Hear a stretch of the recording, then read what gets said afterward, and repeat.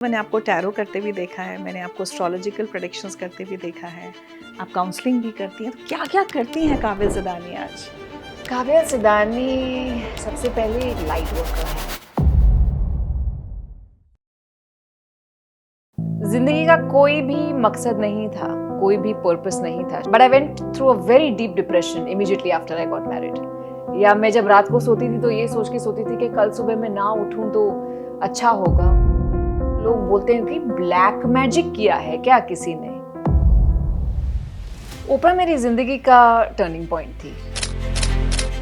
ओपरा की पूरी स्टोरी है, मैंने तो पुलिस की मार भी खाई है ओपरा की वजह से। Oprah was my PhD in manifestation. जिंदगी का एक तरीका है, जब आप थोड़े से कॉन्फिडेंस में आ जाते हैं ना, तो जिंदगी फिर से एक गुगली फेंकती है आपकी तरफ। ईदर यू आर ग्रोइंग और you are dying. Tragedies are a part of our story. खुशी में कोई नहीं ढूंढता लाइफ का पर्पस, हम सैडनेस में ही लाइफ का पर्पस ढूंढते हैं। अगर आप एंगर का ब्लैंकेट निकाल देना तो एंगर के नीचे आपको हेल्पलेसनेस दिखेगी। जिंदगी आपको 3 तरीके से सिखाएगी, इंस्पिरेशन, कॉन्स्पिरेशन या डेस्पिरेशन। हमारे रिलेशनशिप्स में ये भी प्रॉब्लम है कि कोई अच्छा खासा न्यूट्रल रिलेशनशिप होता ना, हम बोर हो जाते हैं। हमको ड्रामा चाहिए। तो यू थिंक ये जेंजी की प्रॉब्लम ज़्यादा हो रही है? उनकी तकलीफें ज़्यादातर रिलेशनशिप्स में होने वाली है, बोर्डम से होने वाली है। कांस्टेंट चेंज उनको अपनी जिंदगी में लाना पड़ेगा। Normalcy is a blessing. क्या है ये प्यार, पैसा, परिवार? मतलब मैंने जितना जो भी सीखा है 20 सालों में लोगों के साथ काम करके, and 45 years of my personal experience, जो भी सबसे इंपॉर्टेंट लेसन्स हैं इन तीनों कैटेगरीज में, I am going to share that.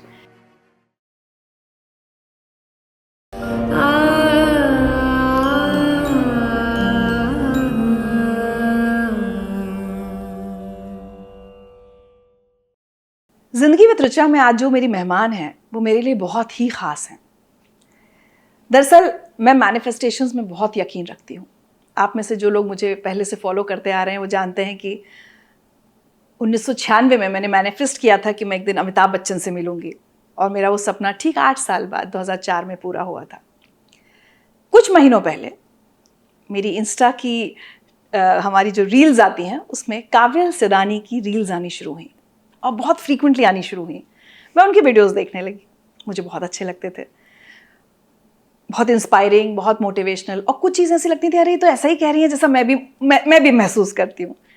और मैं सोचती थी क्या मैं इनसे कभी मिल पाऊँगी, मैं इनसे मिलना चाहती हूँ। करीब 6-8 महीने से ये चल रहा था, और अचानक मैंने देखा अपनी फीड में कि काबिल का एक वीडियो आता है कि मैं दिल्ली आ रही हूँ।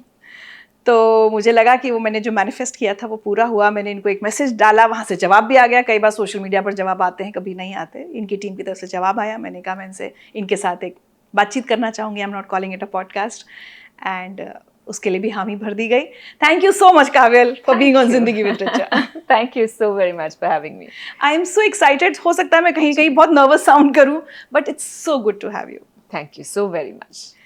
काबिल, सबसे पहले तो मैं उस मैनिफेस्टेशन से बात शुरू करना चाहूँगी। मैं आपका एक इंटरव्यू देख रही थी जहाँ पर आप बता रही थी कि आपने मैनिफेस्ट किया था कि एक दिन ओपरा आपके सामने हो, और यहाँ किसी ने मैनिफेस्ट किया हुआ था कि एक दिन काबिल मेरे सामने हो। व्हाट अ प्रिविलेज कि मैं किसी का मैनिफेस्टेशन बन पाऊँ, and thank you so much for thinking of me as capable of that. Thank you. Oprah वाले से शुरू करें, क्या था वो? बिकॉज मुझे लगता है कि लोगों को मैनिफेस्टेशन की पावर जानना बहुत ज़रूरी है। How did that happen? Oprah मेरी ज़िंदगी का टर्निंग पॉइंट थी। जो पहले मेरी ज़िंदगी पहले 20 साल थी, 20 साल आई वॉज अ स्टूडेंट, 20 साल में मेरी शादी हो गई। ज़िंदगी का कोई भी मकसद नहीं था, कोई भी पर्पस नहीं था। शायद पर्पस यही था कि बस मेरी शादी हो जाए, बच्चे हो जाएं, और उसके बाद तो उसके बाद I don't have to worry. उसके बाद my husband will take care of everything. जब जिंदगी ऐसे ही चलती गई तो बाय 2021 आई स्टार्टेड रियलाइजिंग नहीं, कुछ मिसिंग है। कुछ एक बहुत बड़ा भाग मेरी लाइफ का मिसिंग है। तब मैं एक पर्पस ढूंढने लगी कि किसी कारण सर तो I must have been born, not just this. And you were married? I was married. But I went through a very deep depression immediately after I got married. और तब मैं शायद दिन के 16 से 18 घंटे सिर्फ सोती थी. और मेरे रूम में टीवी था. मैं बैंगलोर में शिफ्ट हुई थी बॉम्बे से. बैंगलोर की लैंग्वेज मुझे समझ में नहीं आती थी. सिर्फ स्टार वर्ल्ड पे ओपरा के एपिसोड्स के रीरन देखती रहती थी मैं. जब ओपरा को देखती थी तो ऐसा कुछ तो आई डोंट नो कौन सा केमिकल रिएक्शन होता था मेरे दिमाग में, that I would keep crying. It was like a catharsis कि मुझे उसे देख के ही मेरी हीलिंग हो रही थी. और जिस तरीके से वो लोगों से कनेक्ट करती है, जिस तरीके से लोग उसे इंस्पायर होते हैं, तो मुझे लग रहा था कि काश कभी मैं उसके 1 किलोमीटर के इर्द गिर्द हो सकूं, या काश मैं कभी ऑडियंस में हो सकूं, या काश मैं कभी उससे मिल पाऊं. लेकिन उसे देखते ये समझ में आ गया कि मुझे वही करना है जो ओपरा करती है. मुझे लोगों से कनेक्ट करना है, मुझे उनकी आवाज़ बननी है. कैसे होगा या नहीं होगा, आई हैड नो आइडिया. लेकिन और कोई ज़िंदगी में होप भी नहीं थी. हर एक इंसान को एक होप चाहिए to get through, and Oprah was my lighthouse. She was the tower. 2002 से मैं मैनिफेस्ट कर रही थी कि मैं कभी ओपरा को मिलूं. 2012 में आई मेट हर. और उसने मुझे पूछा भी कि तुम्हें क्या करना है. That I see that you are very passionate. वो ओपरा की पूरी स्टोरी है. मैंने तो पुलिस की मार भी खाई है ओपरा की वजह से, जयपुर लिट फेस्ट में. But eventually I spoke to her and she said, what do you want? And I said, I want to work with you. And she said, come. And I'm like, huh? It can't be that easy. It can't be this easy. जब उसने मुझे बोला कि ठीक है आ जाओ, तब मैंने मना कर दिया. मैं मांग तो रही थी कि मुझे ओपरा के साथ काम करना है, मैं ओपरा के साथ काम करूंगी, मेरी ज़िंदगी चेंज हो जाएगी. लेकिन मैं रेडी नहीं थी, या हिम्मत नहीं थी मुझ में. तो मुझे ओपरा ने एक बहुत खूबसूरत सी चीज़ कही थी कि तुमने यूनिवर्स से कुछ मांगा, तुमको वो मिला, लेकिन तुम उसे अपनाने के लिए तैयार नहीं थी. ये अपॉर्चुनिटी तुम्हारे पास फिर से आएगी, लेकिन आज से तुम्हारा ये काम है कि जब ये अपॉर्चुनिटी तुम्हारे पास दोबारा आए, तब तुम उसे लेने के लिए रेडी रहो. So prepare every day. I'm getting goosebumps. And since then I have only been preparing every day कि अगर ये opportunity दोबारा आए तो I can say yes. Oprah was my PhD in manifestation. हमें लगता है कि manifestation मतलब कुछ सोचेंगे, कुछ affirmations करेंगे और वो manifest हो जाएगा. Manifestation एक decision है. और मेरी गाड़ी इतनी अटकी थी ओपरा पे कि अगर ये हो गया ना, अगर मैंने ओपरा को मिल लिया ना, तो सच में मेरी दुनिया बदल सकती है, क्योंकि ये इतना बड़ा मैनिफेस्टेशन है. मैं किसी भी हिसाब से उसे जाने नहीं दे सकती थी. और पागलों के जैसे I made my way through to meet हर.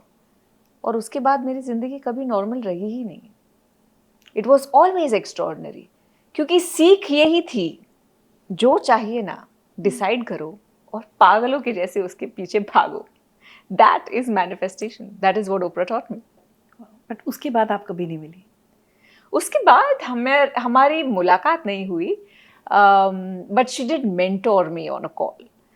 सो जैसे मैंने आपको कहा कि अगर अपॉर्चुनिटी दोबारा आए, I would be ready for it. Now you are ready? Now I am ready. वाह.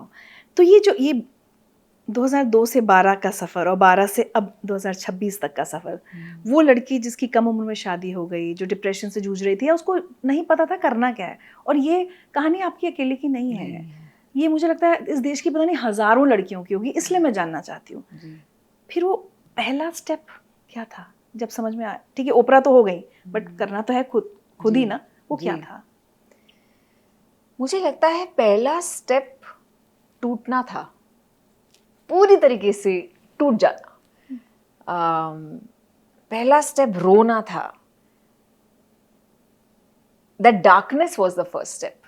जब मुझे लग रहा था कि यहाँ से मैं शायद जिंदा भी नहीं निकलूं, या मुझे कल उठना ही नहीं है, या मैं जब रात को सोती थी तो ये सोच के सोती थी कि कल सुबह मैं ना उठूं तो अच्छा होगा, और दूसरे दिन मैं सुबह उठ के मेरा पहला ख्याल ये होता था कि यार मैं फिर उठ गई।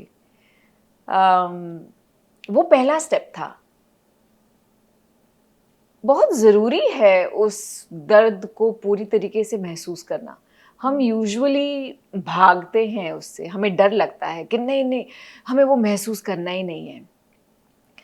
अगर उस डार्कनेस को या उस दर्द को पूरी तरीके से महसूस नहीं करोगे तो जो छोटी छोटी खुशियाँ आएंगी ना ज़िंदगी में, उनकी वैल्यू भी नहीं कर पाओगे। वो डार्कनेस एक बहुत ज़रूरी इंस्पिरेशन है, क्योंकि वो आपको याद दिलाता है कि उस कोने में नहीं जाना वापस, वहाँ नहीं जाना वापस। तो वहाँ ना जाने के लिए जो भी करना पड़े मैं करूँगी।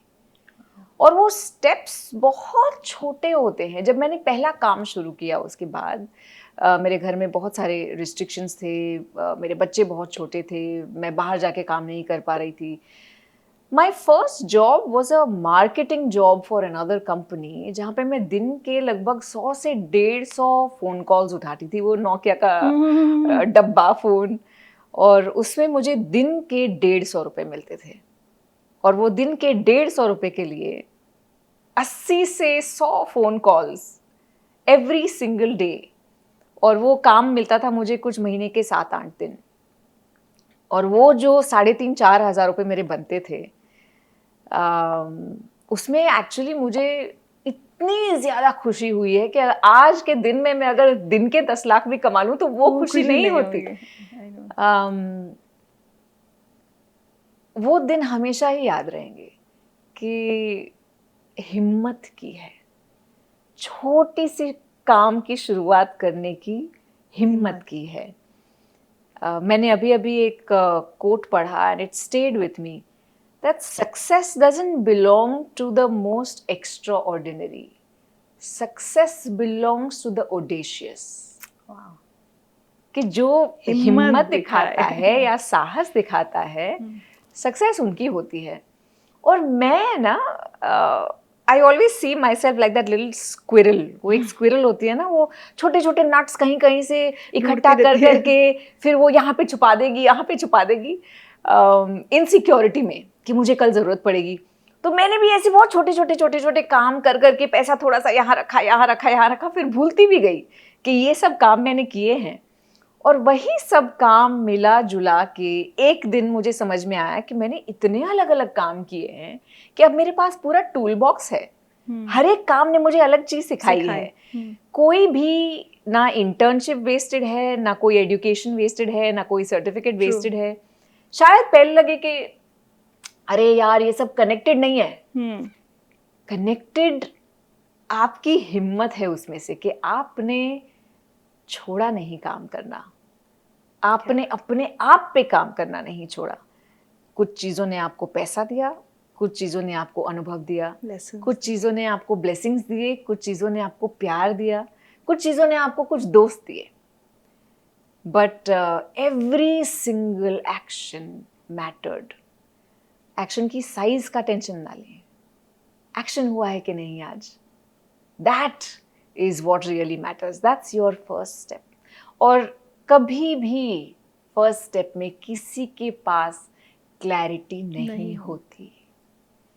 Clarity comes out of confusion, so confusion is a good thing, is a good thing. Wow, अभी भी देखो कैसा लग रहा है कि ये ना ऐसा लग रहा है जैसे मुझे मेरी कहानी सुना रही है कि मैंने दूरदर्शन में 500 रुपए का काम किया, मैंने एक अखबार में 1500 की नौकरी की। फिर आपने कहा ब्लेसिंग्स, मैंने सितार वादक रविशंकर जी, पंडित रविशंकर जी के साथ काम किया।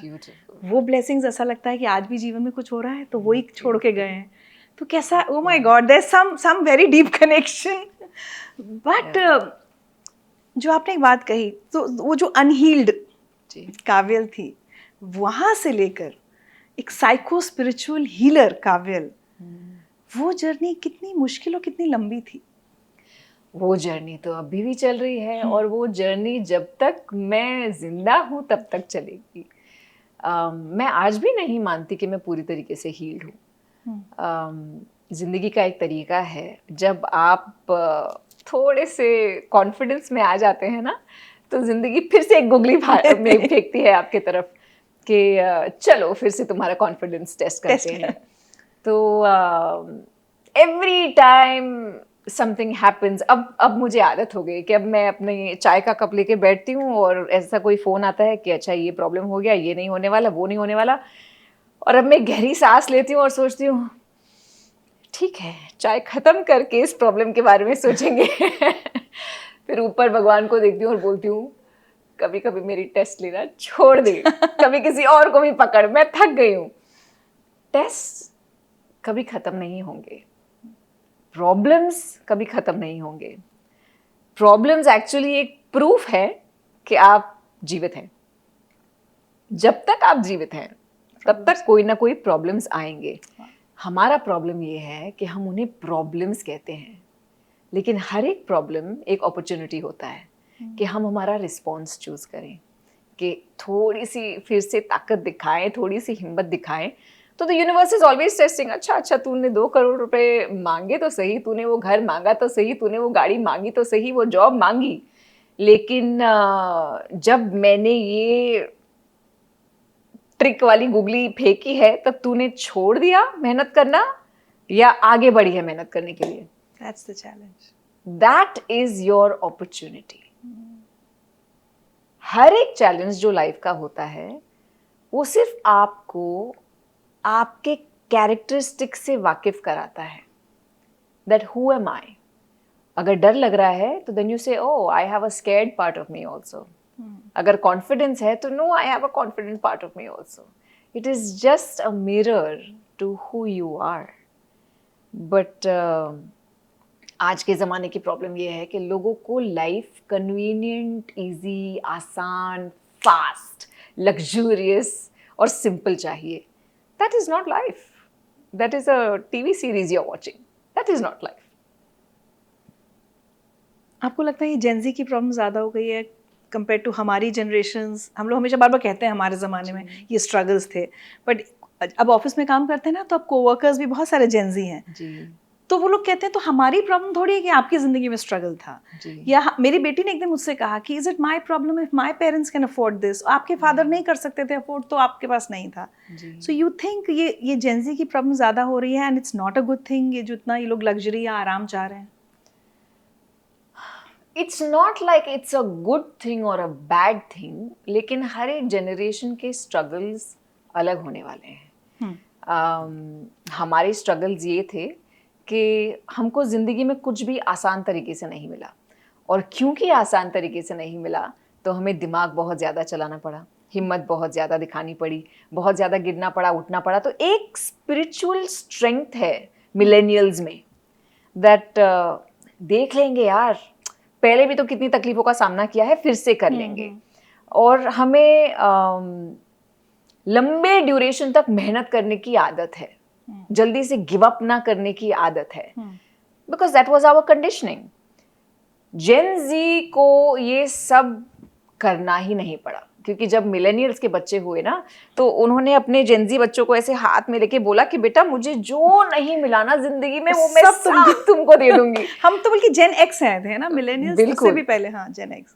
तो अब उन बच्चों को मेहनत करनी ही नहीं पड़ी, तो अब उन्हें मेहनत करने की आदत नहीं है। लेकिन ये जो जेन ज़ी है, जेन अल्फा है, उनकी तकलीफ़ें हमसे अलग होने वाली हैं। उनकी तकलीफ़ें ज़्यादातर रिलेशनशिप्स में होने वाली हैं, बोर्डम से होने वाली हैं, कांस्टेंट चेंज उनको अपनी ज़िंदगी में लाना पड़ेगा। हमने अगर एक करियर चुना था तो हमारा वो एक करियर हमको 30 साल लोग नौकरी करते रहते हैं, उसी से रिटायर होते हैं, पकड़ा। लेकिन अब जो ये जनरेशन है, बिकॉज ऑफ AI, हर तीसरे चौथे साल पे उनकी जॉब्स को खतरा होने वाला है। They will have to reinvent themselves. उन्हें शायद मैरिज नहीं चाहिए, नहीं चाहिए। उन्हें शायद बच्चे नहीं चाहिए. So this is a very new world we are entering. और हम कौन होते हैं ये कहने वाले कि नहीं वो बुरा है या वो सही है. हमको तो पता भी नहीं है कि आगे क्या है. शायद उनका फॉर्मूला हमसे बेटर हो, शायद उनकी क्वालिटी ऑफ लाइफ हमसे बेटर हो, लेकिन हर एक जनरेशन ना अपने एक ईगो में बैठता है. हमारे मम्मी हमारा पापा समय। हमारे मम्मी पापा उनके ईगो में बैठते थे कि हमारे वक्त पे तो हमने ऐसे किया, हम भी वही कर रहे हैं. But the Gen Z wants to do something different. We just have to wait and watch. सो मैं आई एक्सेप्ट कि मैं ये करती हूँ. दिन में शायद 10 बार, हमारे टाइम में ऐसा होता था, तुम लोग ये. सो एनी मदर और फादर लाइक मी जिनके अब जेनजी बच्चे हैं या कोवर्कर्स हैं साथ में, हमको अपने अपने उसमें क्या चेंज लाना चाहिए, अपने बिहेवियर में या अपनी बातों में? You think we need to change? The Gen Z is forcing us to give up control. Yeah. Because we are control freaks. Okay. और हम Gen Z, Gen Alpha को कंट्रोल नहीं कर पा रहे हैं. लेकिन वो हमारे ही बच्चे हैं. हम उनको अबैंडन नहीं कर सकते, फेंक नहीं सकते, कितना ही डांट लेंगे. प्यार तो हमें हमारे बच्चों से ही है. लेकिन क्योंकि उनके फंडा बिल्कुल अलग हैं, फॉर्मूलाज बिल्कुल अलग हैं, we have to surrender. So I see the Gen Z as a spiritual guru for me, कि मुझे सिर्फ उनको देख के अनकंफर्टेबल महसूस करना है और उस डिस्कम्फर्ट से कंफर्टेबल हो जाना है. That yes, they will bring up new things all the time, and I have no choice but to accept it. And they will not blindly listen to you. जैसे हमारी मम्मी पापा ने कह दिया ये तो ये, दिन तो दिन, रात तो रात, ये कहेंगे नहीं इस समय तो इतना बज रहा है. बिल्कुल. तो हमारी जो पुरानी बिलीफ सिस्टम्स हैं उन्हें भी वो चैलेंज करेंगे कि क्यों कर रहे हो भाई ये, और हमारे पास जवाब नहीं होंगे. तो शायद हम भी थोड़ा और डीप जाएंगे जवाब खोजने के लिए. It's a very interesting generation. लेकिन हमें जेन ज़ी से डर लगता है क्योंकि हमारे पास उनके सवालों के जवाब नहीं हैं, और वो पैटर्न ब्रेकर्स हैं एक तरीके से. जब वो कहते हैं कि हमें शादी नहीं करनी, हमें घर नहीं खरीदना, हमें एक जॉब को पकड़ के 25 साल नहीं बैठना, उन्होंने हमारी जनरेशन और हमारे पहले की जनरेशन्स को देखा हुआ है, हमारी शादियों को देखा हुआ है, हमारे स्ट्रेस को देखा हुआ है. तो वो चैलेंज करते हैं कि क्या अपने मैरिजेस, अपने जॉब्स के बारे में बात करते हो, इतनी कोई रंगीन नहीं थी आपकी लाइफ. आप कहाँ खुश थे? आपने तो स्ट्रेस में पूरी जिंदगी बिता दी. हमको नहीं चाहिए ऐसी लाइफ, हमें कुछ अलग चाहिए. But who are we to say that they are wrong? क्योंकि हमें हमारा तरीका सही लगता है तो हम हमारे ईगो को पकड़ के बैठते हैं. And the Gen Z is challenging our ego. इसलिए हमें तकलीफ होती है. ये कार्मिक साइकिल है. It's a learning cycle. All of us have to. This is the only way you will evolve. Either you are growing or you are dying. So the Gen Z is helping you to grow. आपके घर में अगर कोई नया gadget आता है, आप अकेले सेट कर पाते हैं उसे? You need your Gen Z children, right? वैसे ही आगे बहुत सारी सिस्टम्स आएंगी जिसके लिए हम प्रिपेयर्ड नहीं हैं. Gen Z प्रिपेयर्ड है, और हमें एक्चुअली हमारा ईगो छोड़ के उनसे मदद मांगनी पड़ेगी. That is what we have to learn. Mental health issues को भी लेकर मुझे लगता है ये जनरेशन ज़्यादा ओपन है. जैसे हम लोगों की एज ग्रुप शायद अब ये कहने लगे कि हाँ डिप्रेशन हो रहा है, या डिप्रेशन में कभी थे. ये लोग तो शुरू से, टीनेज से बोल देते हैं कि आई एम फीलिंग डिप्रेस्ड, या मुझे एंग्जाइटी हो रही है, पैनिक अटैक आ रहा है. ये वर्ड्स के साथ ये लोग बड़े कंफर्टेबल हैं, बहुत ओपन है. जो जेन ज़ी हैं वो बहुत ओपन है. उन्हें किसी का डर नहीं. डर की बात यही है कि वो किसी से नहीं डरते. लेकिन खुशी की बात भी यही है कि वो किसी से नहीं डरते. और क्योंकि वो हिम्मत दिखा रहे हैं ओपनली अपनी बात रखने का, तो हमारा जनरेशन भी सीख रहा है कि चलो बहती गंगा में हम भी हाथ धो लें. इसलिए हमारी स्टोरीज अब निकल रही हैं. इस जनरेशन को हम बहुत वोक कहते हैं. They will not hold back their words. Necessary नहीं है कि जो हर एक बच्चा कह रहा है कि उन्हें डिप्रेशन है, उसे डिप्रेशन है। लेकिन मूड स्विंग्स तो सबको होते हैं। लेकिन आजकल इंस्टाग्राम और ये जो एप्स हैं उनकी वजह से सबके पास ये वोकैबुलरी आ गई है कि अगर मुझे सुबह मेरा मूड अच्छा था, शाम को बुरा था, तो oh God I am so bipolar. और अगर कोई बोल रहा है that no I don't want you to do this, oh my God this person is so narcissistic. तो द प्रॉब्लम इज कि जेन जी बहुत फटाक से लेबल्स लगा देती है हर इंसान पे। टॉक्सिक है, कुछ भी अगर डिफिकल्ट होता है तो उसे टॉक्सिक का लेबल लगा देती है। लेकिन वो भी सीखेंगे, every generation will learn. Okay, coming back to you, Yeah. You call yourself a psycho spiritual healer. तो थोड़ा सा मुझे समझाइए व्हाट डज दैट मीन। और क्योंकि मैं आपके जब वीडियोस देखती हूँ तो मैंने आपको टैरो करते भी देखा है, मैंने आपको एस्ट्रोलॉजिकल प्रेडिक्शंस करते भी देखा है, आप काउंसलिंग भी करती हैं, तो क्या क्या करती हैं काबिल सिदानी आज? काबिल सिदानी सबसे पहले एक लाइट वर्कर है। लाइट वर्कर क्या होता है? मैं बहुत सुनती हूँ ये कि मैम मेरी लाइफ आप जैसी ही है। जब मैं आपकी किस्से सुनती हूँ ना तो मुझे लगता है कि आप मेरे बारे में ही बात कर रही हैं। That is a light worker. कि एक लाइट वर्कर की ज़िंदगी आम लोगों की ज़िंदगी के जैसे होती है। भरपूर चैलेंजेस आते हैं उसमें, शायद कुछ लोगों से ज़्यादा चैलेंजेस आते हैं, लेकिन वो अपने चैलेंजेस पे काम करते हैं। और दूसरे लोग देखते हैं कि अरे ये तो चैलेंज पे काम कर रही है, अरे इसको तो जजमेंट आया था, फियर ऑफ जजमेंट आया था, उसने ऐसे डील किया, अरे इसकी लाइफ में तो ये मिसकैरेज अबॉर्शन वाली स्टोरी आई थी, इसने ऐसे डील करी। तो दूसरे लोग एक लाइट वर्कर को देख के इंस्पिरेशन लेके अपनी लाइफ सुधारते हैं। तो एक लाइट वर्कर का काम है सबसे पहले मैं अपनी लाइफ पे कॉन्स्टेंटली काम करूं। और एक जो साइको स्पिरिचुअल हीलर होता है वो साइकोलॉजी और स्पिरिचुअलिटी को मिक्स करके लोगों का हाथ पकड़ के बोलता है कि okay where can I help you. और इसमें बहुत सारे मोडालिटीज़ हैं, हिप्नोथेरेपी है, access bars, neuro linguistic programming, tarot, astrology, cognitive behaviour therapy, rational emotive behaviour therapy, so many things that you can use to help a person understand the flip side of their story. वो मेरा काम है। मेरा qualification या मैंने जो भी सीखा वो एक तरफ, मेरा जो ऑब्जेक्टिव होता है किसी के साथ काम करने का वो यही होता है कि अगर मेरे पास कोई आया है कोई तकलीफ़ लेके, तो मैं बस उनको यही सोचने पे मजबूर कर देती हूँ कि ये तुम्हारे लिए अच्छा कैसे है, how is this good for you, what are you learning from this, how is this helping you grow, how is this helping you break old patterns, how is this helping you become a better version of you. अगर वो हो गया ना तो इंसान अपने आप को हील कर देता है। क्योंकि दुख हमको हमारी स्टोरी का है, लेकिन हम ये नहीं समझते कि हमारी स्टोरी परफेक्ट है,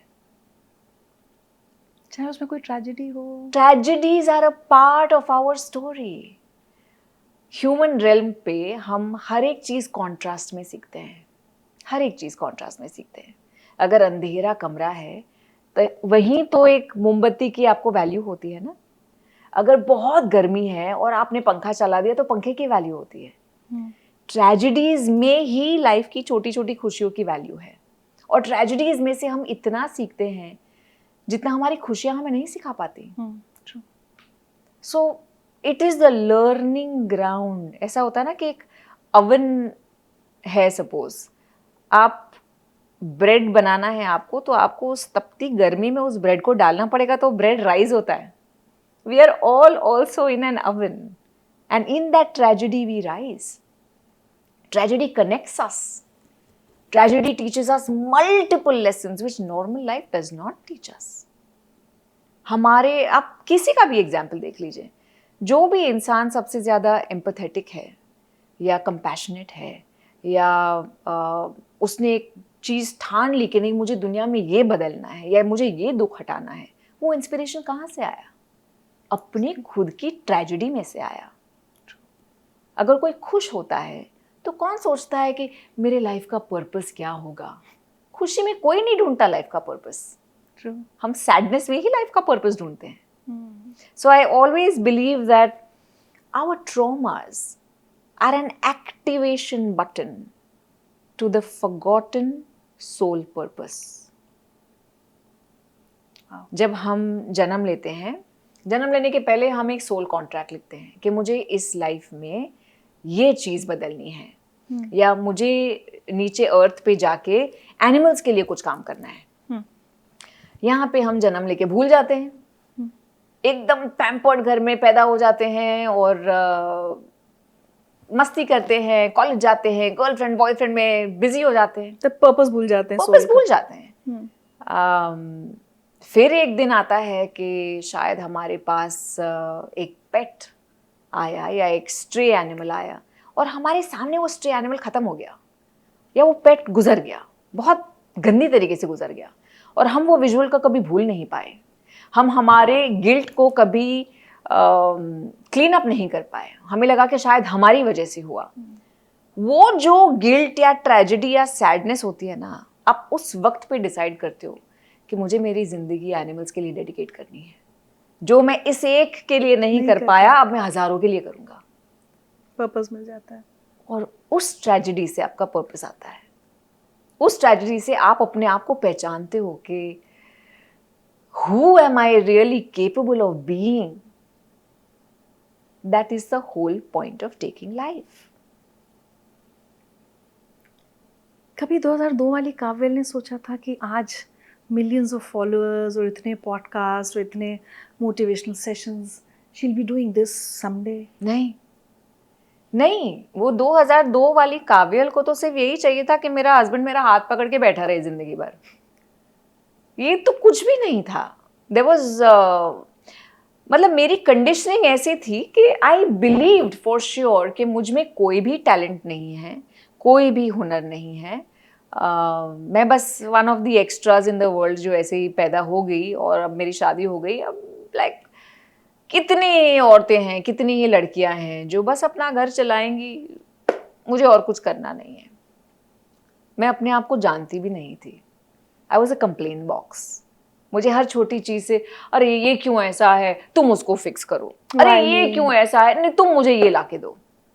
आई was lazy, I was complacent, I had a lot of excuses for not doing what I was suppose to do. शायद इसीलिए मैं इतना गिरी, क्योंकि मुझे जागना था और वरना तो मैं नींद में थी। मैं यही सोच रही थी कि मेरी जिंदगी की गाड़ी कोई और चलाएगा, लेकिन ऐसे तो होता नहीं है। तो जब आप इस डिल्यूजन में रहते हैं कि कोई और आपकी जिंदगी को ठीक करेगा, संवारेगा, या कोई और बिगाड़ रहा है इस समय, अब I think that applies to the other absolutely extreme also. Absolutely कि हम दूसरों को ब्लेम कर देते हैं, इसकी वजह से मेरा ये हो गया, बिल्कुल। अपने हस्बैंड की वजह से देखो मैं घर से नहीं निकल पा रही। ब्लेम करना बहुत आसान है और खुद की रिस्पॉन्सिबिलिटी लेना सबसे ज्यादा मुश्किल। तो मेरे पूरे काम में या मेरे पूरे एक्सपीरियंस में मैं वही बात दोहरा के हर एक पॉडकास्ट में भी शायद मैं बोलती हूँ, आपकी खुशी की रिस्पॉन्सिबिलिटी आपकी है, आपके प्रोग्रेस की रिस्पॉन्सिबिलिटी, आपकी लाइफ की स्टोरी क्या है। हम सब अपने अपने लाइफ के स्टोरी टेलर्स हैं। अगर स्टोरी आपको नहीं अच्छी लग रही तो स्क्रिप्ट चेंज करो, आपके हाथ में है। लोगों को लगता है कि नहीं मेरे पास चॉइस नहीं है, शायद आप लकी हो गए। मैं लकी नहीं भाई, मैंने ताकत दिखाई। कर सकते हो, हाँ मुश्किल है, आसान नहीं है, मुश्किल है, but one small step every day. और हमारा जमाना ऐसा है कि सबको इंस्टेंट ग्रेटिफिकेशन चाहिए, आज का आज होना चाहिए। तो जब मैंने ये काम शुरू किया तो मेरे पास जितनी औरतें आती थी वो मेंटली कैलकुलेट करती थी कि अरे हमने एक सेशन का इतना पैसा भरा, ये दिन के 10 सेशन करेंगे इतना ही पैसा आएगा, मुझे भी बनना है साइको स्पिरिचुअल हीलर। तो मैं उनको मदद भी करती थी कि हाँ ठीक है, ये सीखो ये सीखो ये सीखो, definitely you will make all the money that you want. 2 महीने के बाद पूछ रही हूँ क्या हुआ, अरे नहीं लेकिन वो आपने जो कोर्स करने को बोला था ना वो थोड़ा महंगा था, फिर मैंने सोचा बाद में करती हूँ। तब समझ में आया, तब समझ में आता है कि जब आपको अपने आप को बनाना होता है ना तो अपने आप में आपको इन्वेस्टमेंट भी करना पड़ता है। आपको रोज सुबह उठ के ऑफिस भी जाना पड़ता है, आपको क्लाइंट की गालियां भी खानी पड़ती हैं। It is not going to come that easily and nothing is going to come fast. जो चीज बहुत फास्ट पिकअप कर गई वो फास्ट डाउन भी जाएगी। Anything that goes up very fast will come down very fast. So that slow and steady principle, show up every day, 1% every day, 1% every day. It'll take you a very long way. Reminds me of the book atomic habits, उसमें Yes. यही है कि छोटी छोटी आदतें। एक astrologer ने मुझे एक बात बोली थी जो मुझे बहुत रह गई मेरे साथ। शी सेड कि हम लोग जब चार्ट देखते हैं तो बहुत लोग कहते हैं अरे ये बीमारी आ गई, उपाय बता दीजिए। हमारे इंडिया में होता है ना उपाय, कि हम यहाँ दिया रख दें, यहाँ दान कर दें। बोली मैं बता देती हूँ जब लोगों को, बोली बट मेरा अपने लिए मानना ये है। शी सेड मैं अपने उपाय नहीं करती। रीज़न है कि ये कार्मिक साइकिल है। आप इस जन्म में अगर कुछ भी चीज़ आई है, अगर एक बीमारी आई है, कोई प्रॉब्लम आई है, इट्स कम एज अ कार्मिक साइकिल। Absolutely. उपाय करके अभी दूर कर दोगे तो अगले जन्म में फिर झेलना पड़ेगा। What are your views on it? ये जो सारे उपाय हैं ना, ये काम करते हैं, लेकिन एक सीट बेल्ट के जैसे काम करते हैं। अगर आपकी जिंदगी में एक्सीडेंट लिखा है, एक्सीडेंट तो होना है, लेकिन अगर सीट बेल्ट पहना है तो सर फोड़ के मर नहीं जाओगे।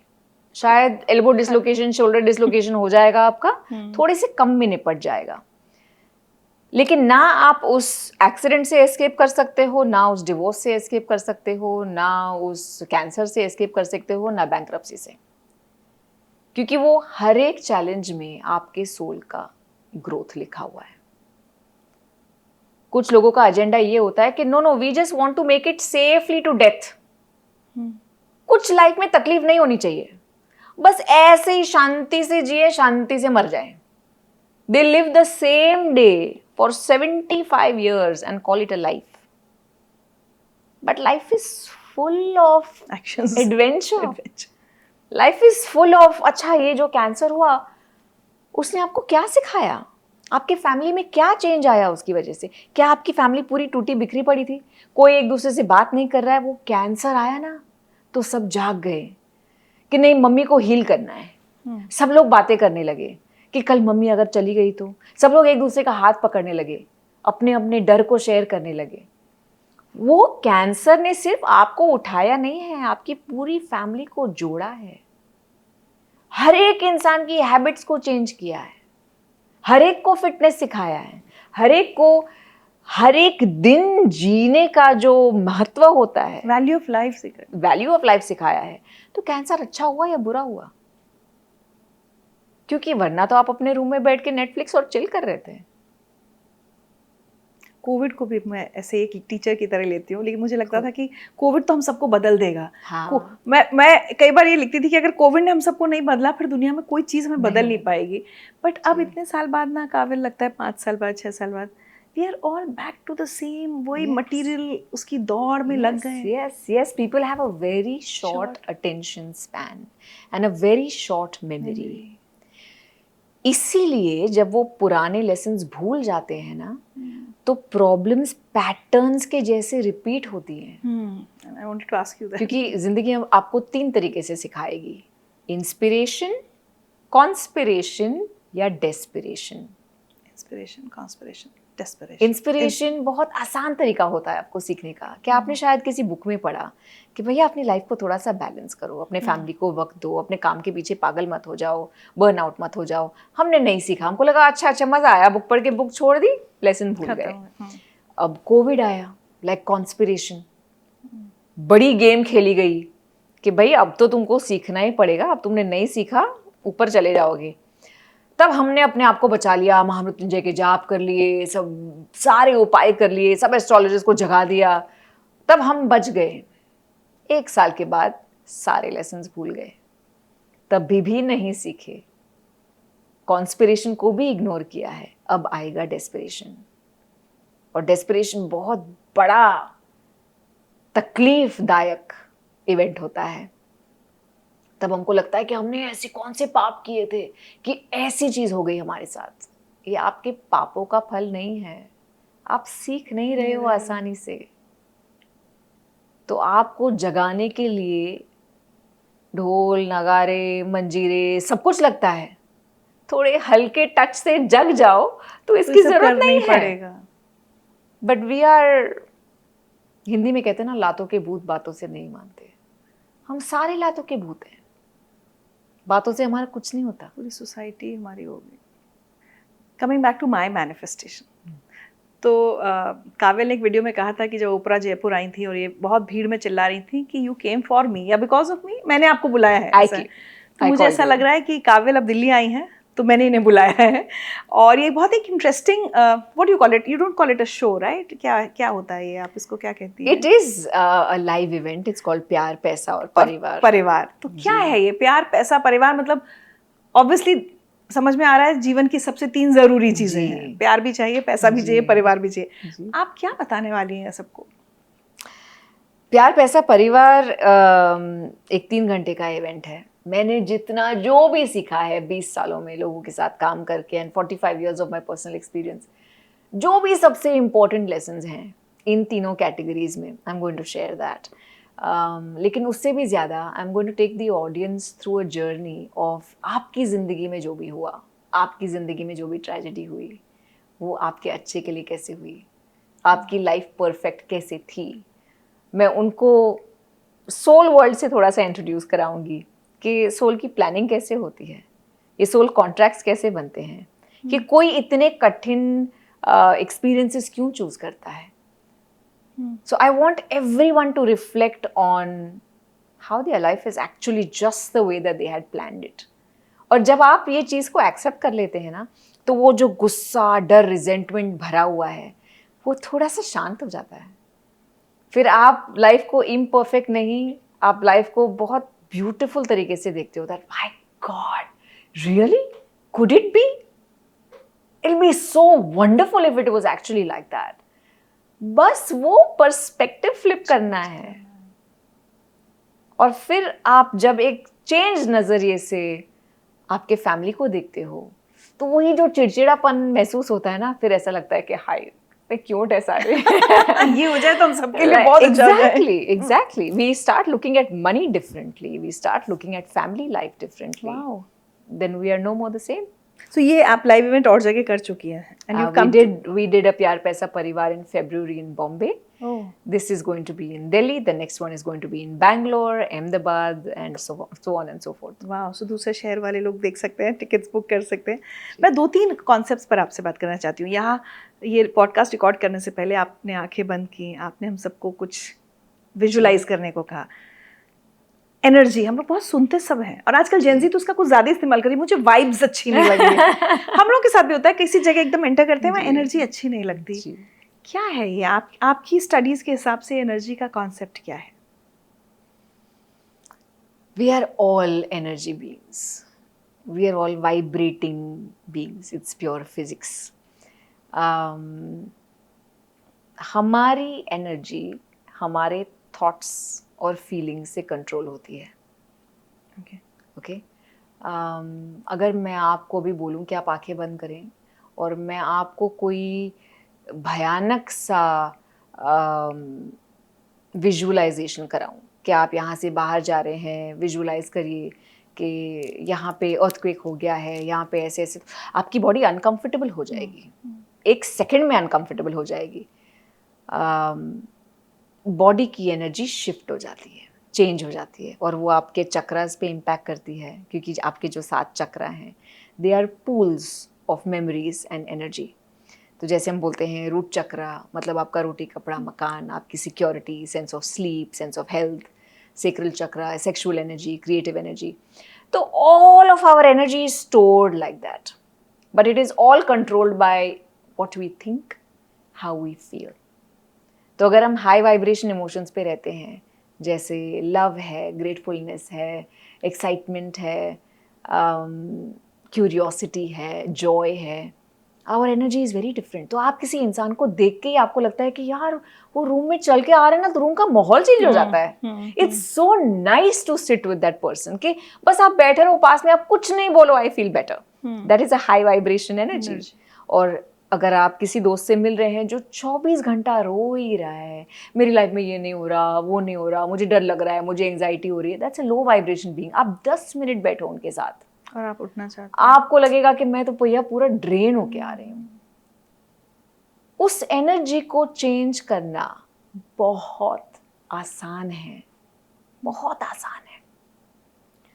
अगर ओवर थिंकिंग को छोड़ दें और एक्चुअली इस प्रेजेंट में बैठें कि अभी क्या हो रहा है, अभी तो मैं ऋचा के साथ बैठी हूँ, अभी तो मेरे लाइफ में कोई प्रॉब्लम नहीं है, अभी तो I am having this fantastic conversation, my energy will change. लेकिन मैं बैठी हूँ यहाँ पे आपके साथ और मैं सोचूं कि पता है मेरा तो वो वाला झगड़ा चल रहा है, पता है वो वाला तो चेक नहीं आया, पता है मेरी बेटी ने मुझे ये बोल दिया, my energy will be disturbed here also and here otherwise also and otherwise also. जितनी मेरी एनर्जी डिस्टर्ब रहेगी उतना मेरा ऑरा वीक रहेगा, जितना मेरा ऑरा वीक रहेगा उतने मेरे पे साइकिक अटैक्स होने के चांसेस ज्यादा हैं। तो लोग बोलते हैं कि ब्लैक मैजिक किया है क्या किसी ने। जरूरी नहीं है कि हर एक इंसान बाहर कुछ आपके अगेंस्ट ब्लैक मैजिक ही कर रहा है, लेकिन अगर आपकी एनर्जी रायते के जैसे फैली हुई है हर जगह पे, तो आपको छोटी से छोटी चीज भी ऐसे ब्लैक मैजिक के जैसे महसूस होती है।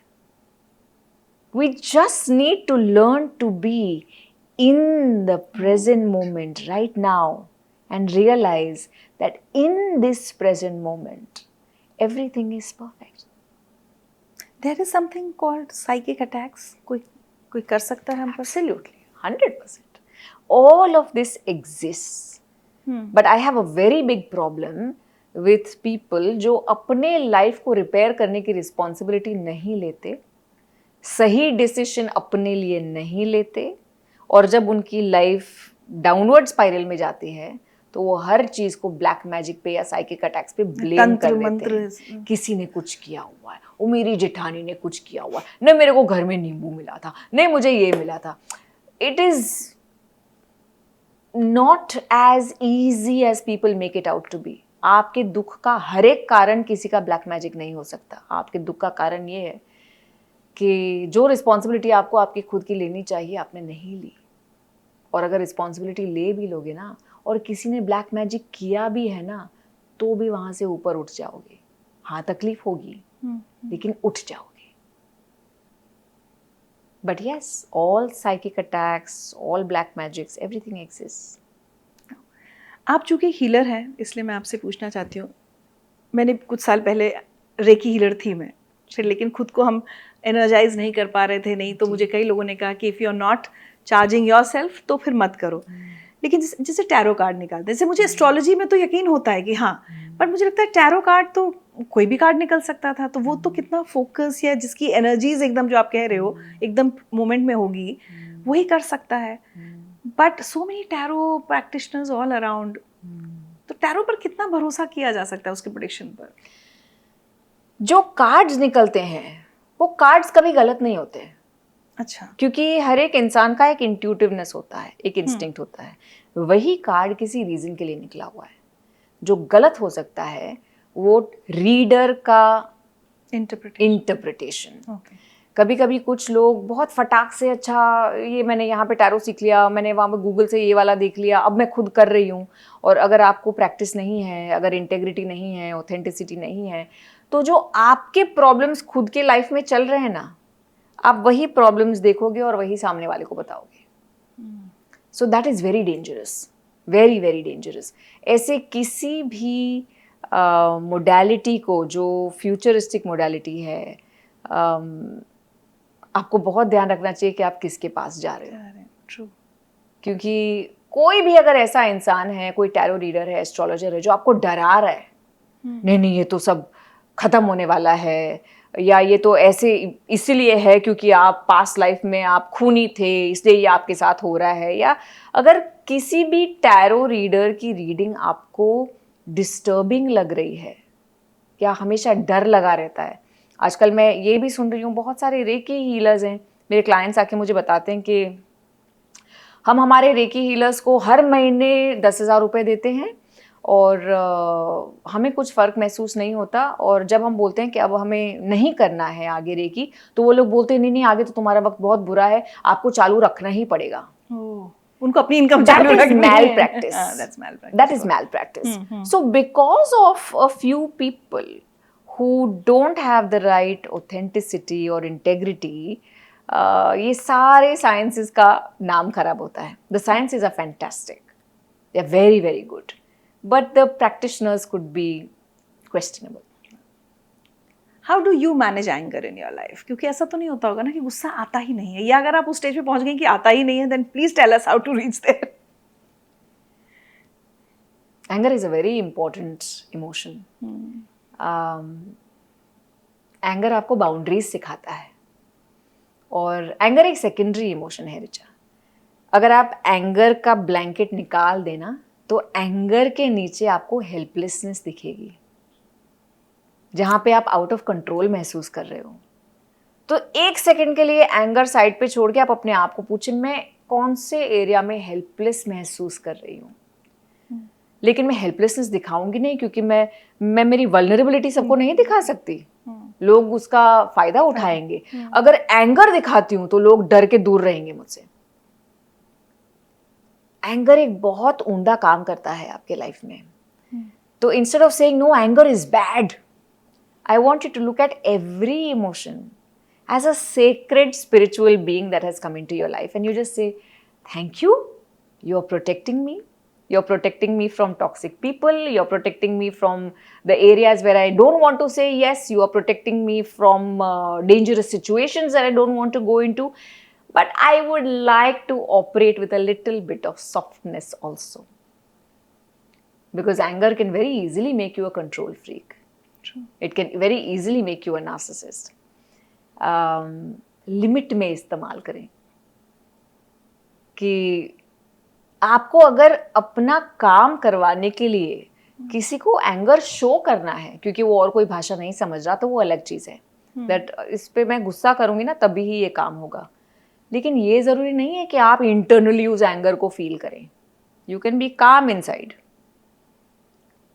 अगर आपके इमोशंस का रिमोट कंट्रोल हर एक इंसान को दे देंगे तो आप ख़त्म हो जाएंगे. ये मेरा रिमोट कंट्रोल है, तुम ये बटन दबाओगे मैं रोऊंगी, तुम ये बटन दबाओगे मुझे गुस्सा आएगा, तुम ये बटन दबाओगे मैं डिस्टर्ब हो जाऊंगी. People will play on your life like it's a play ground. फिर आपको लगेगा आसपास के लोग ऐसे करते हैं.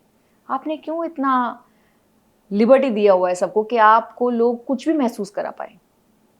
That freedom should only be given to 2 to 3 people in your life. That only you can make me angry. You can make me feel jealous. You can make me feel sad. Not everybody should have the privilege to do that. But all emotions are teachers, and all emotions are protecting you. Provided we are willing to look at ourselves and learn Yeah. from those teachers. Yeah. I say this कि imagine करिए कि आप एक bus driver हैं और conductor भी आप ही हैं, और बस में जो पैसेंजर्स बैठने वाले हैं ना वो भी आप ही हैं. They are all different parts of you. अब आप बस लेके जा रहे हैं पहले बस स्टॉप पे, और वो बस स्टॉप पे आपका एंग्री पार्ट है, और आप बोलोगे कि अरे ये एंग्री पार्ट नहीं आई डोंट लाइक यू, तू मत आ भाई बस में.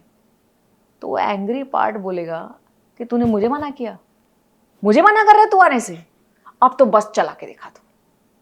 जिस भी हिस्से को हम रिजेक्ट करते हैं वो हिस्सा फ्रंट में आके डोमिनेंट बन जाता है.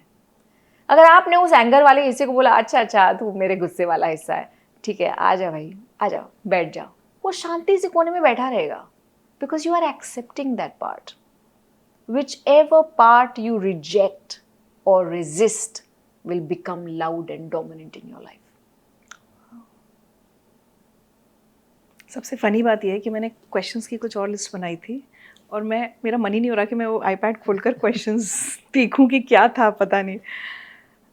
आज के समय की अगर मैं बात करूं तो उसमें हमारी जेन एक्स भी आ जाती है, जेन जी भी आती है. हमारे पहले वालों को क्या बोलते थे, बूमर्स, बेबी बूमर्स. हर परिवार में आप इतनी काउंसलिंग करती हैं, सबसे बड़ी रिलेशनशिप क्राइसिस इस दौर की क्या है? लोगों को मेहनत नहीं करनी रिलेशनशिप्स पर. हर एक इंसान को दूसरा इंसान रेडीमेड परफेक्ट चाहिए, रेडीमेड फिट चाहिए. That doesn't work. आपका जो रिलेशनशिप है वो दुकान से खरीदा हुआ प्रोडक्ट नहीं है, वो एक DIY प्रोजेक्ट है, डू इट योरसेल्फ. उसके आपको इंग्रेडिएंट्स मिलेंगे, वो इंग्रेडिएंट्स आपको जोड़ के वो रेसिपी आपके हिसाब से बनानी है. और हम इतने जजमेंट्स लेके बैठे हैं लोगों के लिए कि मुझसे अगर कोई गलती हो गई तो वो तो गलती थी ना, लेकिन मेरे पार्टनर ने कुछ किया तो वो तो कैरेक्टर ही उसका खराब है, वो तो है ही ऐसा. Those judgments are killing our relationship. The lack of effort is killing our relationships. लोग बहुत ज़्यादा distracted, बहुत ज़्यादा busy और बहुत ज़्यादा arrogant हो गए हैं एक तरीके से कि मैं क्यों काम करूं उस रिलेशनशिप पे, मैं अकेले क्यों काम करूं उस रिलेशनशिप पे, पहले एफर्ट तो उसे करनी चाहिए ना, मैं क्यों. आप इसलिए क्योंकि इस रिलेशनशिप का जो फायदा होगा वो आपको भी मिलेगा. दैट सेल्फिशनेस, दैट पहले एक जो कपल होता था ना, वो जैसे हमारे दादी दादा जिंदगी भर एक दूसरे का हाथ नहीं छोड़ा, उतार चढ़ाव उन्होंने भी बहुत देखे हैं, लड़ते झगड़ते लेकिन डिस्ट्रैक्ट नहीं होते थे कि जो भी है भाई, मुझे तू अच्छी लगे, मुझे तू अच्छा नहीं लगे, यही है जो है. And it is us against the world. It is not me against you. True. Now a lot of relationships are coming as business contracts. आप टेबल पे क्या ला रहे हो, मैं तो इतना ला रही हूँ, अच्छा आप कम ला रहे हो, that's not good enough. Relationships की वैल्यू मॉनेटरी वैल्यू से बांधी जा रही है, तो उसका एसेंस ही खत्म हो रहा है. इसलिए जो जेन जी, जेन alpha, they are saying we don't want to marry. क्यों शादी क्यों करें? उनको लगता है आपने बहुत एडजस्ट किया, हम क्यों करें? एडजस्ट क्यों करें? और मैं आपको एक लाइन सुनाती हूँ, मैंने इतनी बार सुनी है, इतने लोगों से सुनी है. एक ग्लास दूध पीने के लिए कोई गाय खरीदता है क्या?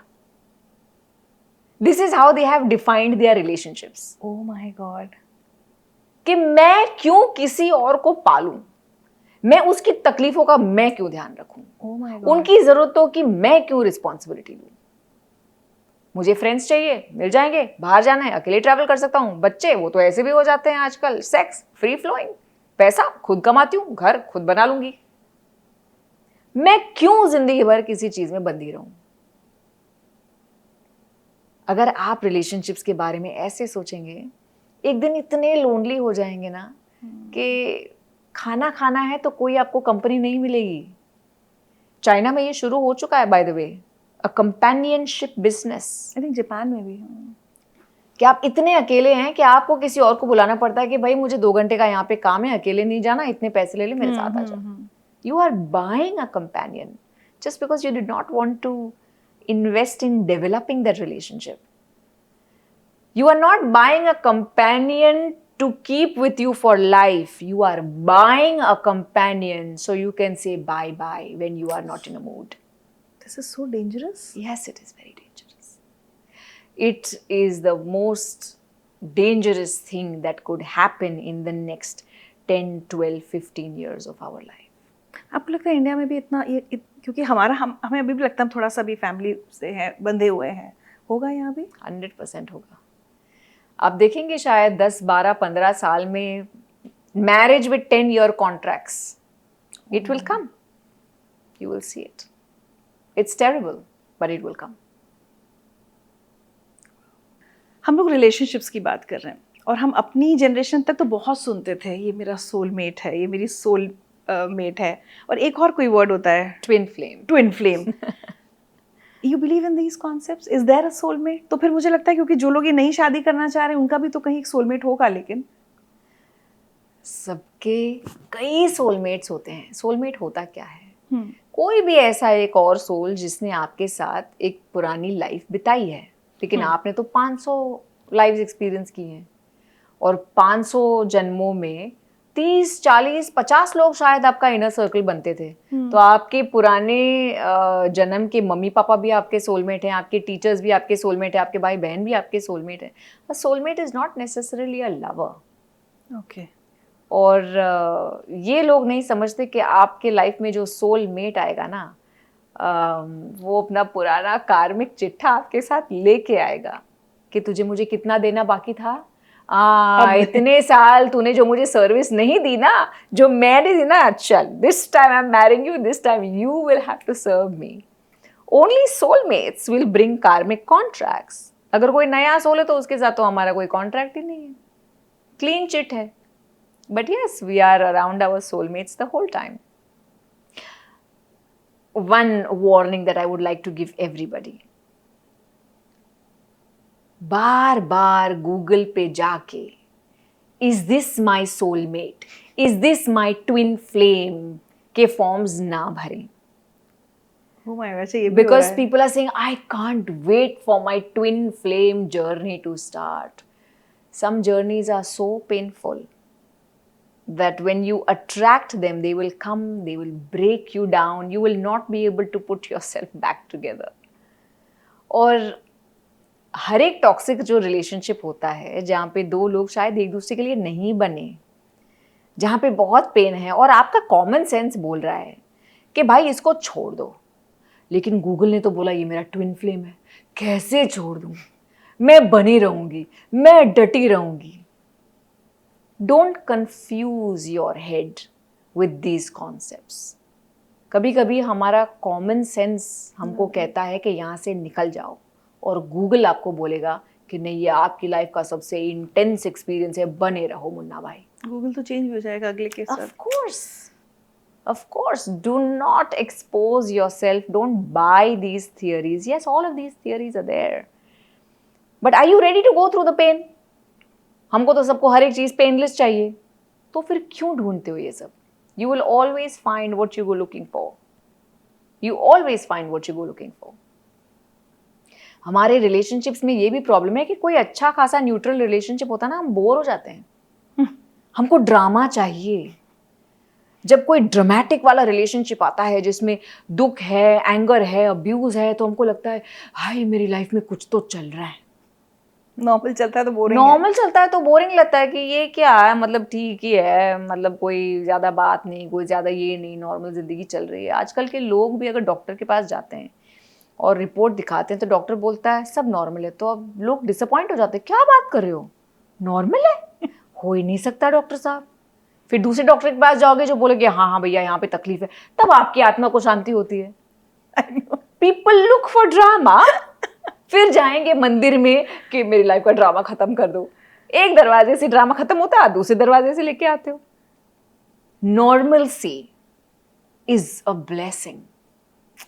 Normalcy is beautiful. Growth normalcy में होता है, ड्रामा में नहीं. अगर आप ड्रामा में, भसड़ में, कंट्रोवर्सी में, झगड़े फसाद में पड़े रहोगे ना, ग्रोथ नहीं होनी. क्योंकि ग्रोथ पूरी एनर्जी आपकी सक आउट कर लेता है, कुछ छोड़ता नहीं आपके लिए. अरिजीत सिंह के गाने पे रोते रहना फिर, और 5 साल के बाद वही गाने पे रोगे, but you will not grow. एक बहुत इंपॉर्टेंट क्वेश्चन मेरे मन में, ये जो आजकल एक पैटर्न हम देख रहे हैं, killing your own spouse or fiancé or a relationship that you are into, मुझे ऐसा लगता है कितना इजी है कि मैं कह दूं कि भाई मुझे तुमसे शादी नहीं, अगर नहीं हुई है तो कह दो शादी नहीं करनी. शादी कर ली या सगाई कर ली, and I am not talking about girls doing something और boys doing something. Why are people killing people they claim to love?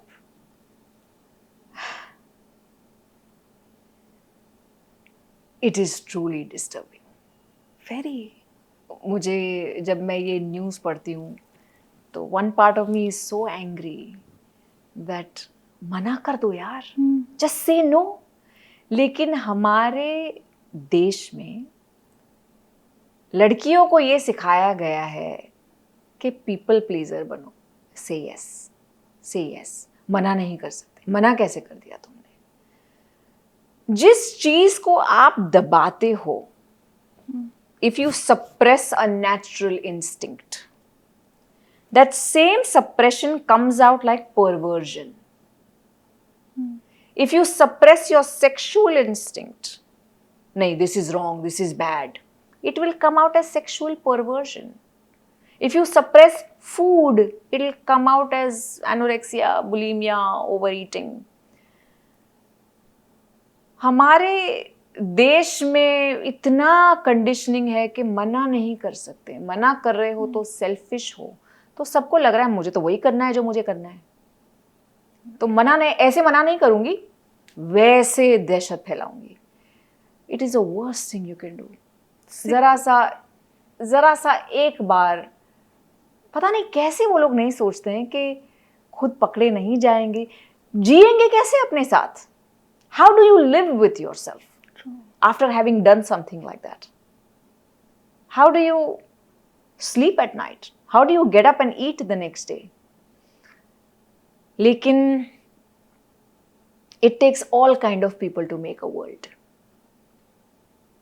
जैसे राम है वैसे रावण भी था ना, कृष्ण है तो कंस भी था. हर एक एज में डार्क एनर्जीज के लोग होते हैं, very low vibrational energies. They only operate on greed, fear, sexual instincts, selfishness, and they can't think beyond themselves. These are very dark energy people. और ये लोगों को देख के पूरा देश जागता है, डरता है, 10 बार सोचता है. एक करुणा का भाव जागता है, sensitivity का भाव जागता है. We can also only take them as our dark gurus, that you look at these people and you learn what not to do. You learn how not to be. मुझे तो बहुत डर लग रहा है देख के कि ये सब यंग लड़के लड़कियां हैं. What kind of example are they setting for a lot But of also other look at what they are watching. If you see the content. you see the madness that Dhurandhar caused. See the craziness that level of violence caused. लोगों के अंदर का जो गुस्सा भरा पड़ा रहता है ना, जो वो आम तौर से बाहर नहीं निकाल सकते, वो वॉर वाली जो वीडियो गेम्स रहती हैं या वॉर वाली फिल्म्स रहती हैं या मर्डर्स एंड गोरीनेस की जो फिल्म्स रहती हैं, they express their internal aggression through those films. But we are just using the cinema और social media to express our अंदर का जो पुराना कचरा भरा है. We are just using these mediums to express ourselves, but it is terrible. और ओशो कहते थे कि तुमको लग रहा है इस जन्म का है, वो पता नहीं कितने जन्मों का तुम लेके कैरी कर रहे हो. That's called karmic debt. Yes, it is.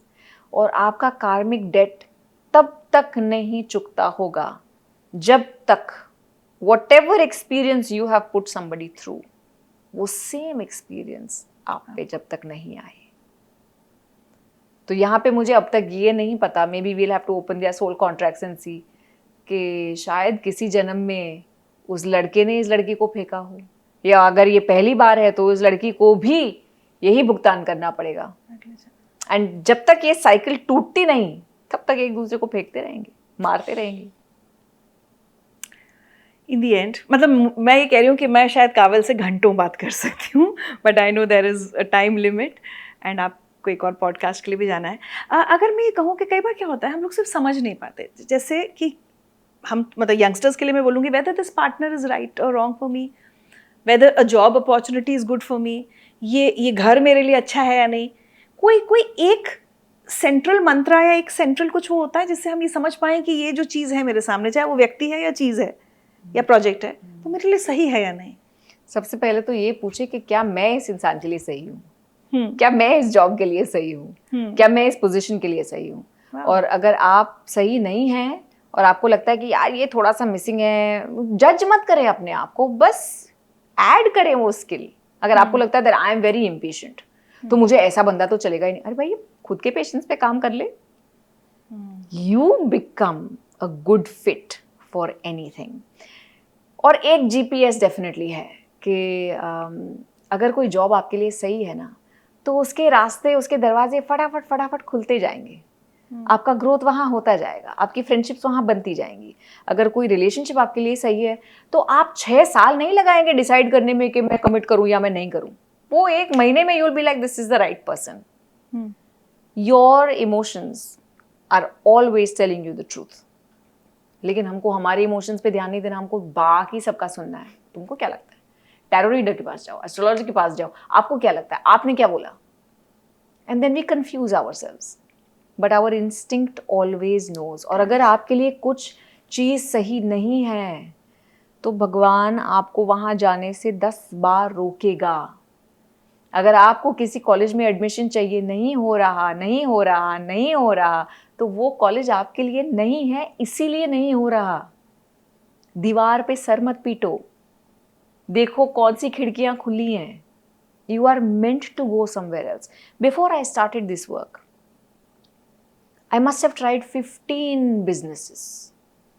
ओह, कि मैं ये भी करूं, वो भी करूं, हर एक चीज जो मैंने ट्राई की, या तो मैं बोर हो गई, या तो वो फेल हो गया, या तो वो किसी कारण बंद हो गया, और मुझे लग रहा था कि मैं ही फेलियर हूं, मतलब मैं तो कुछ भी कर लूं, वो चलता ही नहीं है।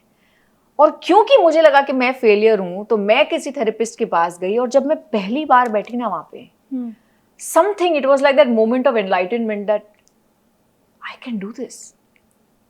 I can do this too. I can do this. This is natural to me. But I had no exposure to it. और जिस दिन थेरेपी मिली मुझे, after that I've never looked back. It's been 20 years.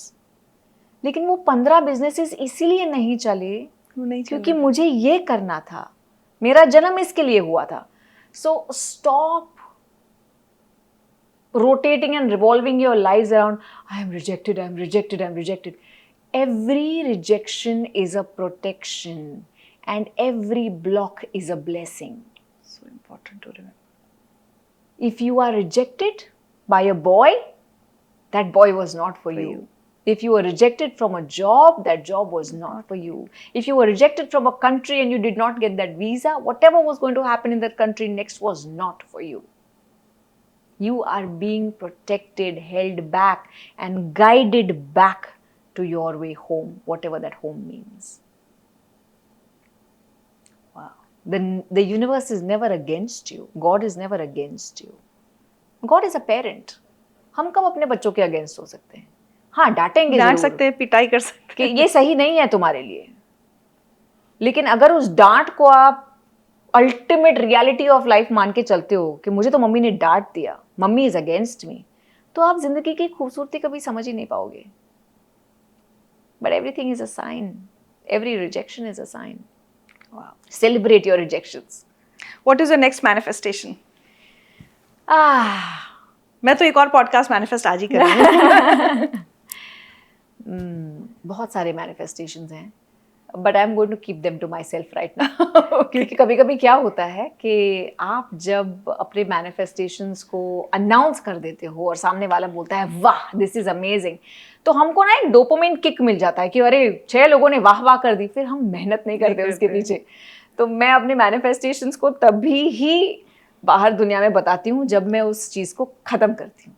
क्या बात है. Thank you so much Thank you काव्यल. मैं very मतलब much. शब्दों में शायद नहीं बयां कर सकती. What a pleasure it was. We have 2 small gifts for you. Oh, छोटी सी हमारी